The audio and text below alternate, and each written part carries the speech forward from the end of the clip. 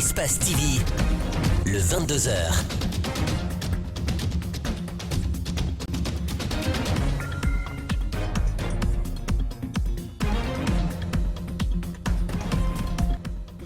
Au sommaire de ce 22h, les personnalités ayant de hautes charges publiques doivent déclarer leurs biens mobiliers, immobiliers et financiers.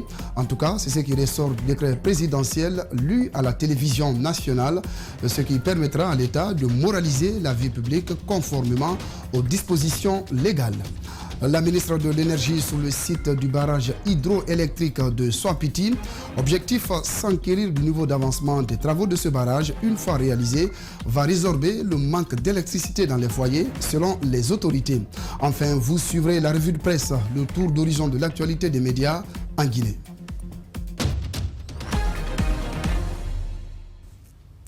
Voilà pour le sommaire. Bonsoir et soyez les bienvenus à ce journal. Les personnalités ayant de hautes charges publiques doivent déclarer leurs biens mobiliers, immobiliers et financiers.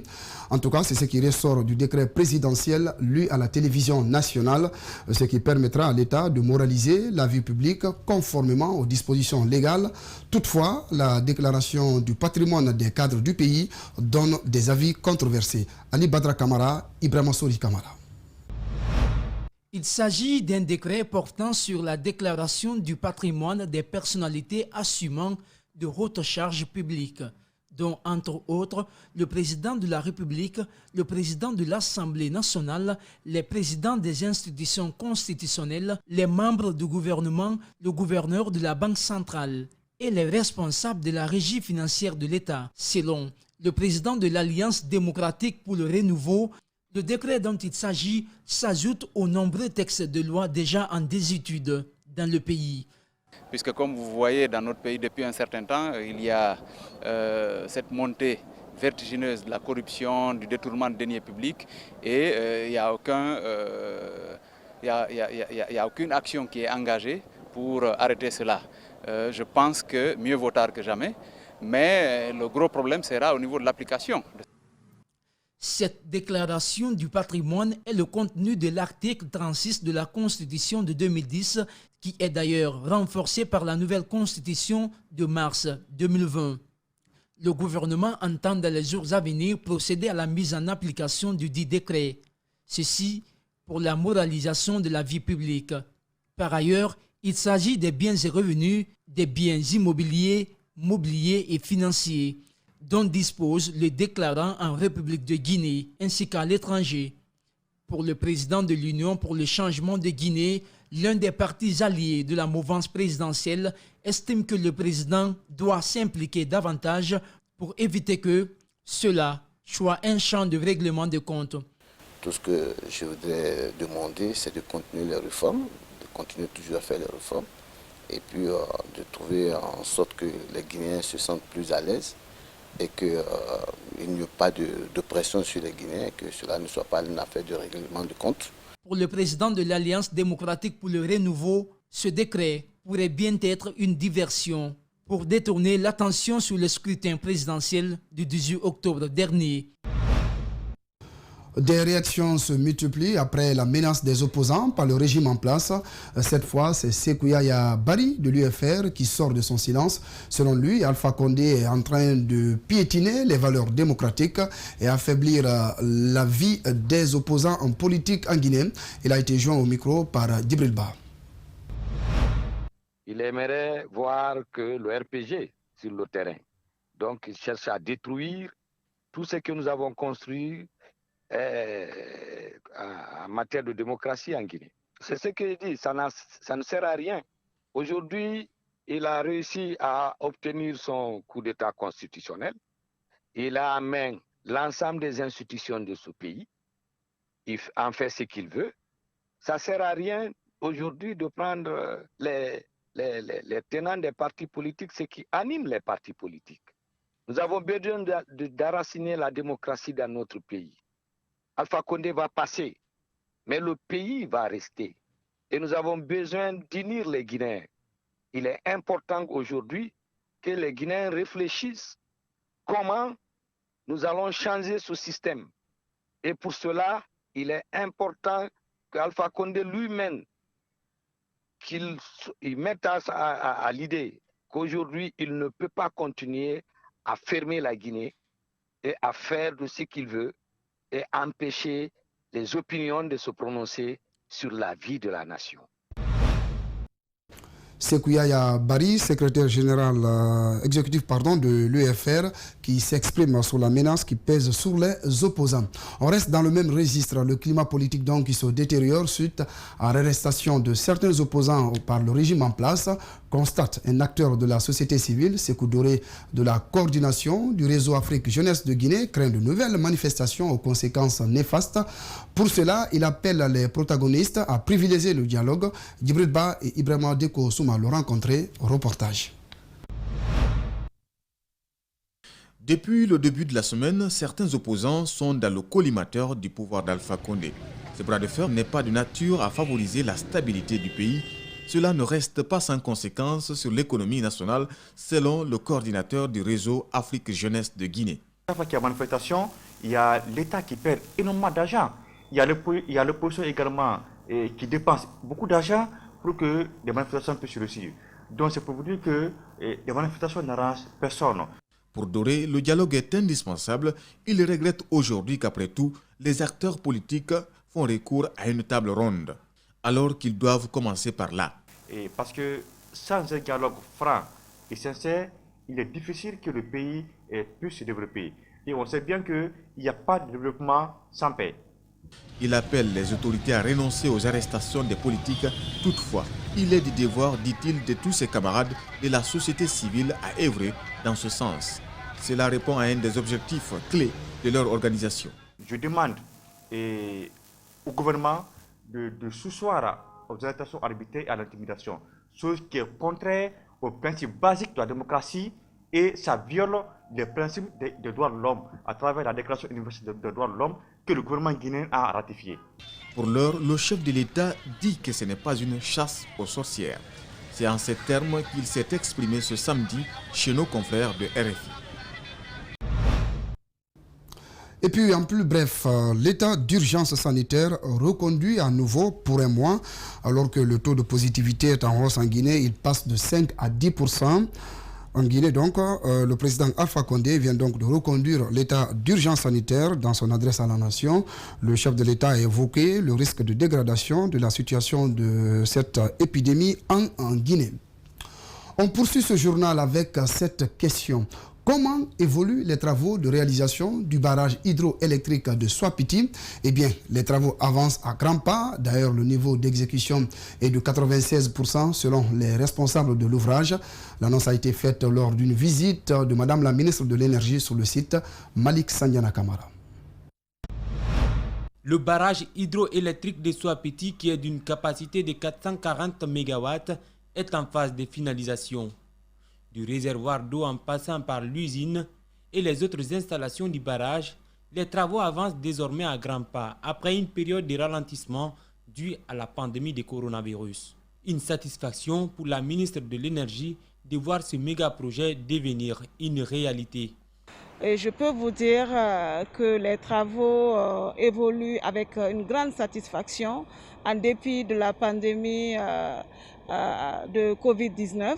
Je suis très rassurée. Je pense que cette visite a été une étape importante parce que je suis rassurée de l'état d'évolution des travaux qui permet d'affirmer avec certitude que le délai pourra être respecté. À en croire le directeur général du projet hydroélectrique de Swapiti, cette infrastructure pourrait être disponible d'ici la fin du premier trimestre de 2021. Cette précision de Amara Kamara est faite sur la base du taux d'exécution des travaux effectués. Par exemple, au niveau du génie civil, les travaux sont à 99% et à l'hydromécanique, les 3 groupes sont tous posés. Le premier est déjà en phase d'essai et les autres sont en train d'être réglés. Les travaux, le chantier de Swapiti est quasiment terminé. Ce ne sont que des réglages, des finitions, des détails. Au jour d'aujourd'hui, nous tablons sur le premier trimestre de 2021, mais il faudra absolument intégrer cette réalité qui est un facteur exogènes, s'il n'y a pas d'autres perturbations, parce que nous travaillons avec des partenaires étrangers.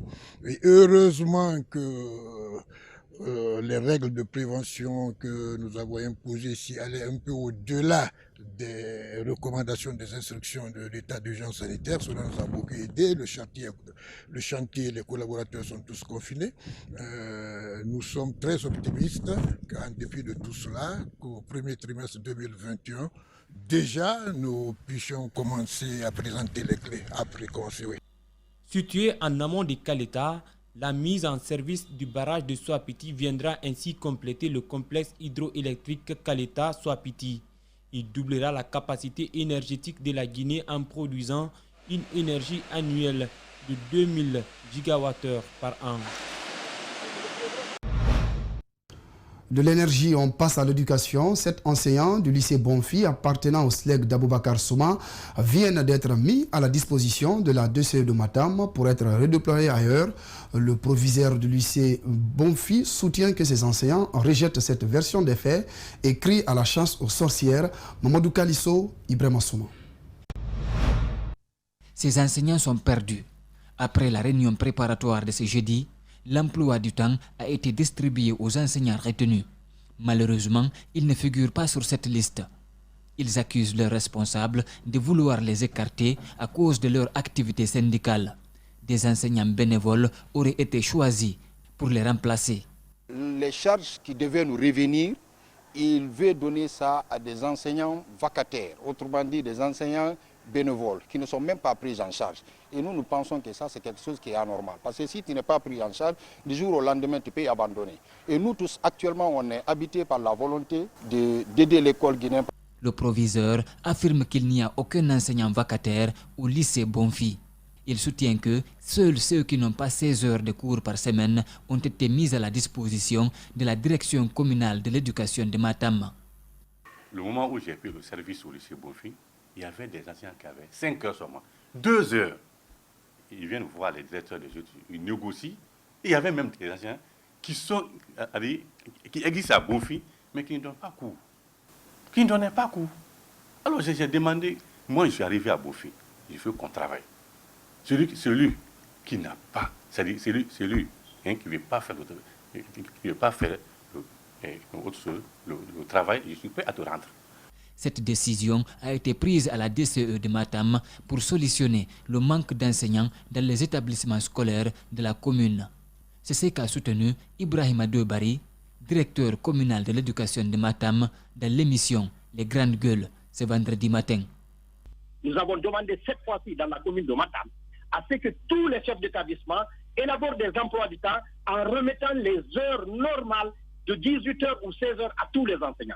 Tout enseignant qui n'aura pas 16 heures ou 18 heures de cours pour avoir les heures normales sera rendu au niveau de la DCE. Nous allons les redéployer. Pour ces enseignants, les raisons de leur situation sont ailleurs. Ils affirment que certains de leurs camarades qui ont moins de 10 heures de cours auraient été maintenus. Restons dans le même cadre. Le syndicat national de l'éducation salue le report de la rentrée des classes par le ministère en charge de l'éducation nationale. Michel Pépé Balamo affirme que cette date est intenable pour plusieurs raisons. Il s'est aussi exprimé sur la question des enseignants omis dans la répartition des emplois du temps au lycée Bonfi dans la commune de Matam. André Moussi Milimono, Mohamed Aloussen Kamara, reportage. La rentrée des classes initialement prévue le 16 novembre a été reportée au 1er décembre 2020 par le département en charge de l'éducation nationale. Le syndicat national de l'éducation dit ne pas être consulté pour ce report, mais salue tout de même la décision. Le SNE invite le département à mettre ce temps à profit pour régler la situation financière des enseignants.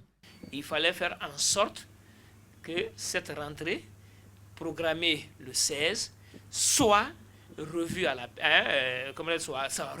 l'effet de permettre aux enseignants de rentrer en possession de leur salaire, de rentrer en possession de leur prime d'incitation, d'être mieux outillés financièrement et psychologiquement pour être en classe, et en même temps aux parents d'élèves aussi de se préparer.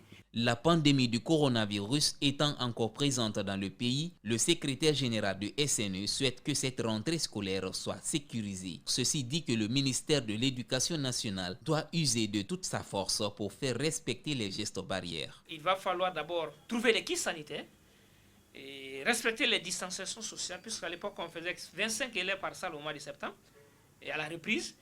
Maintenant, là, est-ce qu'on va toujours continuer avec les effectifs de 25 à 30 élèves par classe? Et si on en fait, ça va doubler, voire même tripler les groupes pédagogiques, et ou trouver des enseignants pour s'occuper de tous ces groupes pédagogiques. Il s'est exprimé ensuite sur la question des 7 enseignants qui seraient omis dans la répartition des emplois au lycée Bonfi. Pour Michel Pépé Balamou, le SLEC devrait suivre la procédure normale plutôt que de mélanger la politique à l'éducation. Aller jusqu'à dire on a envoyé des militants, il faut que nous syndicalistes on se départisse de ces termes comme ça, puisque nous avons des enseignants qui appartiennent à toutes les obédiences politiques. Donc si vous stigmatisez un parti politique pour dire que oui, on a fait remplacer les enseignants par des militants, vous frustrez même au sein de votre camp des enseignants qui sont avec vous et qui appartiennent à un parti politique que vous êtes en train de stigmatiser. Le syndicat ne se mêle pas de politique. Et puis, le groupe scolaire Roi Salman Ben Abdelaziz Al Sawad vient d'être inauguré ce samedi à Fassa. Le cordon inaugural a été coupé par sa fondatrice devant les habitants de Fassa et plusieurs personnalités du pays. L'établissement est pour le moment privé, mais pourrait être public si les négociations aboutissent. Algassim Yaliba, Yakoba Traoré. Groupe scolaire Roi Salman Ben Abdelaziz Al Saoud est le nom de cet établissement scolaire qui vient d'être inauguré à Fassia. Il est composé de 42 salles de classe, d'une bibliothèque et de 18 toilettes entre autres. C'est donc un collège et lycée privé flambant neuf qui vient d'être mis à la disposition de la population de Fassia et ses environs. Vraiment aujourd'hui, je suis très contente. Si je dis je vais parler beaucoup, je vais pleurer. Il y a 32 classes ici. Le deuxième building, il y a 9 classes là-bas. Avec les sous-sols, presque il y a 12. 12 plus 32, ça fait 42. Ici, c'était école privée. Mais les quartiers, je regarde les quartiers, ils ne sont pas de moyens pour payer.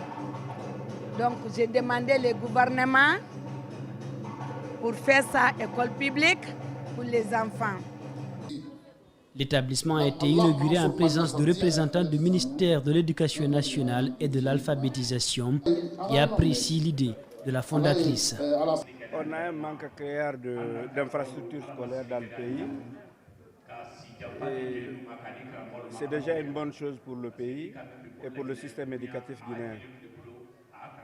Ça veut dire que le partenariat public-privé est en train de se réaliser petit à petit.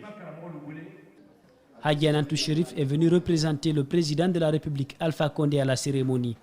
Qui construit une école pour former nos enfants aide toute la Guinée entière. Je remercie donc Dakar du Salut. Pour l'heure, le groupe scolaire est privé, mais sa fondatrice estime que des négociations sont en train d'être menées afin que l'enseignement soit gratuit. Santé dans ce journal à l'occasion de la journée mondiale de lutte contre le diabète. Ecobank Guinée offre un chèque de 50 millions de francs guinéens à la Fondation de lutte contre le diabète et les maladies non transmissibles. Les bénéficiaires se réjouissent de ce coup de main. Ils promettent de redoubler d'efforts dans le cadre de la lutte contre ces maladies qui font beaucoup de victimes dans le monde. Mamadou Kalisso et El Haj Aliouba. Selon l'Organisation mondiale de la santé, le nombre de décès dus aux maladies non transmissibles dépassera celui causé par les autres maladies d'ici à 2030. Actuellement, 19 millions d'Africains sont atteints du diabète, mais 60% d'entre eux ne le savent pas. Ecobank Guinée appuie cette fondation pour inverser cette tendance. Les agences de l'intérieur du pays seront mises en contribution pour d'autres actions. À l'heure où nous parlons, comme l'a dit le professeur Nabi, 10 agences d'Ecobank Guinée, reparties à travers tout le pays, feront don de kits de dépistage d'une valeur globale de 75 millions de francs guinéens aux centres de santé situés à l'intérieur du pays. Ensemble, éradiquons le diabète et les autres maladies non transmissibles. La Fondation de lutte contre le diabète et autres maladies non transmissibles a, au nom des malades, apprécié la démarche des donateurs. Elle promet de renforcer ses actions sur le terrain. Le don qui nous a été fait aujourd'hui va servir à renforcer les capacités de la Fondation pour les objectifs prioritaires qu'elle s'est assignés. Ces objectifs prioritaires, c'est la sensibilisation, c'est le dépistage, c'est la formation des professionnels de santé, c'est la formation des pères éducateurs, c'est le suivi terrain des activités qui sont réalisées de sorte à comprendre comment le diabète évolue dans notre pays. Un document de témoignage sur le quotidien des personnes vivant avec ces maladies chroniques sera bientôt édité par l'Harmattan Guinée. Je vous assure que dès le 1er janvier, ce livre sera disponible ici en Guinée et nous allons diffuser un peu partout dans le pays. Et aussi pour participer à la journée du diabète, avec un diabétique connu depuis plusieurs années, Facilité Mara, nous avons fait ce livre que nous allons distribuer un peu partout dans les bibliothèques, dans les quartiers, pour que les gens puissent comprendre qu'aujourd'hui, on peut vivre avec cette maladie. Direction Bentouraya, où les habitants ont désormais un poste de santé. C'est un offre de soulagement selon les autorités locales qui ont depuis mené plusieurs démarches pour obtenir cette bâtisse. Son inauguration a mobilisé du monde. Mariam Fodé Camara, Tierno Sadouba. Bentouraya est un district de la sous-préfecture de Manéa, préfecture de Koya. Ce district manque d'un centre de santé digne de nom. Le bureau du conseil de district, conscient de cet état de fait, a lancé un appel pour la rénovation de cette infrastructure construite dans les années 90. Vous savez, depuis que nous sommes là, on n'a pas assez de moyens, on n'a pas de budget. Mais nous pensons tout le temps à les personnes ressources, parce que Bentouraya regorge pas mal de personnes ressources aujourd'hui. Ce sont eux qui nous ont permis de réaliser ça, suite à l'appel lancé par le bureau de conseil de district. Et le poste de santé, vous pouvez le remarquer, est totalement rénové de l'intérieur jusqu'à l'extérieur. Mais nous, ce que nous avons fait, et nous avons pris l'engagement de nous atteler à rénover le poste de santé, et c'est ce que nous avons fait. Donc c'est une promesse tenue.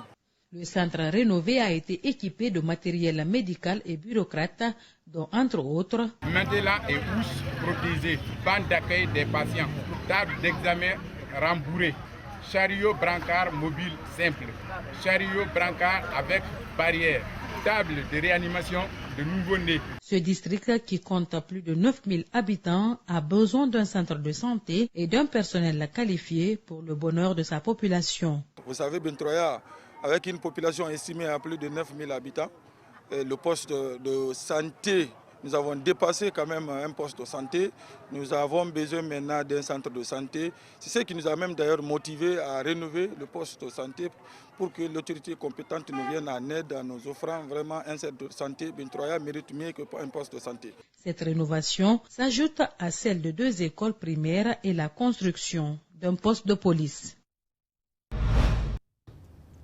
Des kits sanitaires pour de nombreuses écoles de Conakry, Dubreka et Koya. C'est un don de la Cogelpel du CADEG, appuyé par Osiwa. Au terme de la distribution ce vendredi, les bénéficiaires ont exprimé leur joie et ont promis d'en faire bon usage. Ominatou Sidibé, Tierno Sadouba.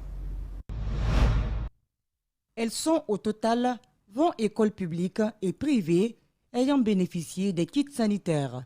L'objectif vise à prévenir la propagation de la pandémie du coronavirus dans les établissements où élèves et encadreurs se rassemblent et méritent donc protection pour pouvoir poursuivre leurs activités, selon le responsable administratif de la Cogelped. L'objectif recherché, c'est de permettre aux enfants d'éviter cette maladie et qu'il y ait une rentrée sans Covid-19 dans ces 20 écoles pour lesquelles nous allons distribuer ces 20 kits de lavage de mains. Le lycée Mbalia Camara, situé à Lansana dans la commune de Matoto, fait partie des bénéficiaires des kits distribués au cours de cette campagne. Son proviseur se dit satisfait du don et promet de veiller à son utilisation. Comme le gouvernement ne peut pas tout faire, nous vous encourageons d'aider le gouvernement, le département, pour éradiquer complètement cette sale maladie en Guinée et dans le monde entier.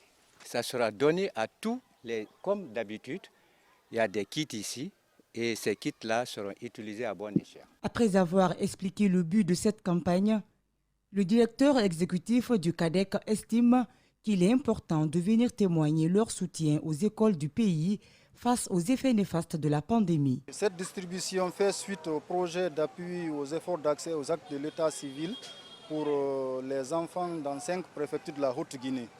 Donc en fait, c'est au terme du projet, le partenaire nous a autorisé à acheter et distribuer les kits dans les écoles périphériques de Conakry pour jouer notre part de contribution dans la prévention et la lutte contre la maladie à Covid-19. Les donateurs ont tenu à rappeler aux responsables des écoles, aux élèves et à leurs parents que la pandémie est toujours là et il ne faut rien négliger. Terminons ce journal par la revue de presse. La chasse aux opposants a-t-elle bien commencé? La réponse est avec Djibril Ba qui nous fait le tour d'horizon des journaux guinéens. Suivez. Bonsoir. Les médias guinéens se consacrent largement sur l'actualité politique. À la une cette semaine, guinépremière.com titre « Chasse aux opposants en Guinée ». Abdoulaye Ba y voit des montages politico-judiciaires. Sidi Souleymane Ndiaye, procureur de la République près le tribunal de première instance de Dixine, a annoncé que des opposants au 3e mandat sont activement recherchés en rapport avec les violences électorales. Abdoulaye Ba rappelle à Sidi Souleymane Ndiaye qui ne relève pas du territoire judiciaire de Dixine et dénonce les procédures utilisées par le procureur. Cellou Dalin, sur la sortie du procureur, le tyran a décidé de décapiter mon parti, rapporte Guinée Matin.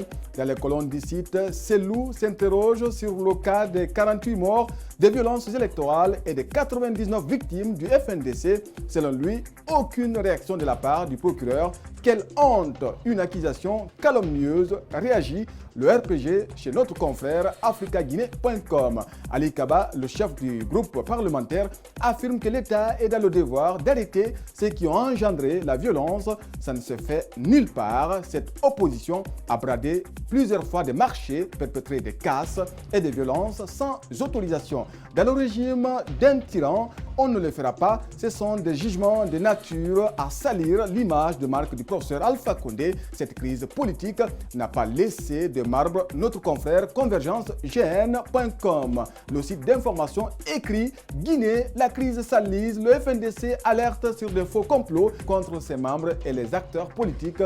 Dans tout ça, africaguinée.com nous fait partager. Cellou prévient qu'il est hors de question d'abandonner la lutte.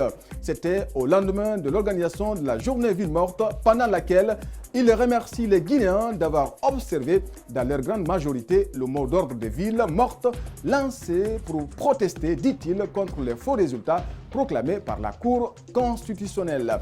À la une des journaux guinéens, Maître Kabele à Alpha Condé, il ne faut pas qu'il s'érige en combattant permanent, titre le site d'enquête et d'investigation inquisiteur.net. Le candidat malheureux disait que les lois et règlements ne sont pas respectés aujourd'hui. Qui en est le premier gardien? C'est le président de la République. Alors qu'il soit le premier à donner l'exemple. On ne peut pas continuer à gouverner en menaçant. Un président de la République ne menace pas, il agit avec fermeté au cas échéant. Il agit en douceur. Cette semaine, convergencegn.com a écrit à sa une le colonel Mamadou Alpha Bari, condamné à 5 ans de prison pour vol aggravé. L'ancien porte-parole de la gendarmerie nationale a été retenu dans les liens de la culpabilité dans une affaire de vol d'argent appartenant à l'un de ses oncles. Le juge ordonne au prévenu le remboursement des 140 millions de francs guinéens qu'il doit à son oncle. La défense du colonel Mamadou Alpha Bari, conduite par maître Salif Beavogui, déplore le verdict du juge et annonce qu'il va faire appel de la condamnation de son client. Après sa condamnation, Colonel Barry dit entre les lignes de Mosaïque qu'ils ont réussi, mais le jugement de Dieu est le meilleur. Il dit également prendre son destin en main et la vie continue. Grand merci à Djibliba pour cette revue de presse. C'est la fin de ce journal. Merci de votre aimable attention. La régie a été assurée par le Quator, Lamine Sidibé, Nalaï Sidibé, Aboubakar Foté Souma et Cheikh Kaba. Merci pour votre fidélité. Bonsoir chez vous.